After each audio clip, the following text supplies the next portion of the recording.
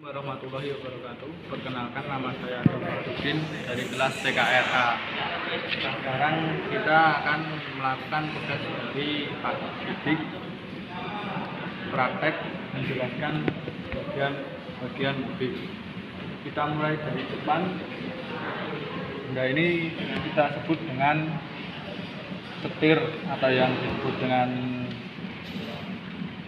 bahasa kita stang mobil atau kemudi. Fungsinya untuk mengarahkan ban depan berbelok ke kiri atau berbelok ke kanan sesuka hati. Ya, yang kedua ini kita akan menjelaskan tentang fungsinya suspensi. Ini yang bernama suspensi atau yang disebut dengan shock. Fungsinya adalah untuk meredam guncangan yang terdapat di jalan-jalan. Misalnya kalau ada gonjalan itu, kalau nggak ada suspensinya atau suspensinya itu mati, ya gonjalannya semakin kerasa. Kalau suspensinya masih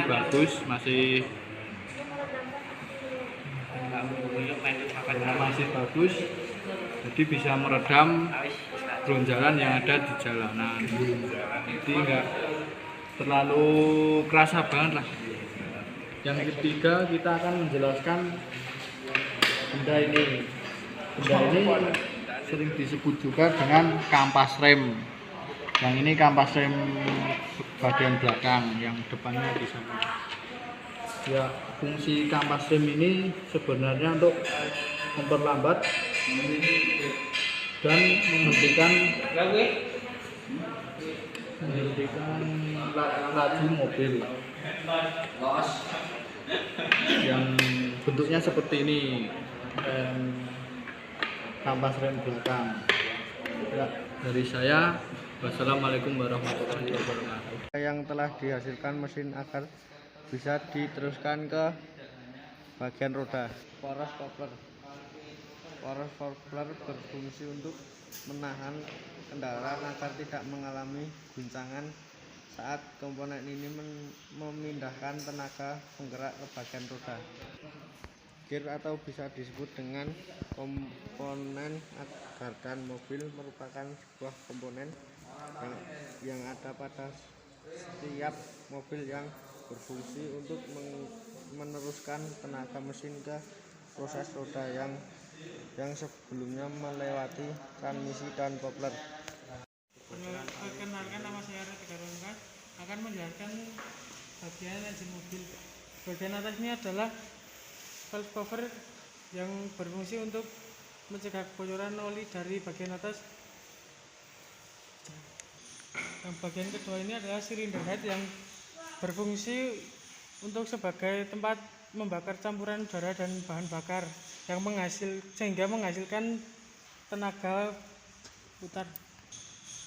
Yang keempat ini adalah piston yang berfungsi untuk mengatur volume silinder.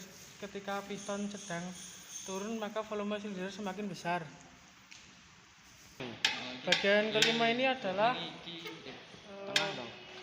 crankshaft. Fungsi utama dari crankshaft adalah mesin mengubah gerakan naik turun piston yang ada. 6 ini konektor berfungsi sebagai pendukung kinerja piston agar bisa bergerak naik turun. Bagian ketujuh ini engine block. Berfungsi utama blok silinder adalah sebagai tempat piston bergerak pada mesin. Piston bergerak naik turun untuk menerima tekanan pembakaran campuran gas sekaligus meneruskan tekanan tersebut agar poros engkel crankshaft dapat berputar. Bagian ke-8 ini adalah oil pan, berfungsi sebagai penampung oli mesin.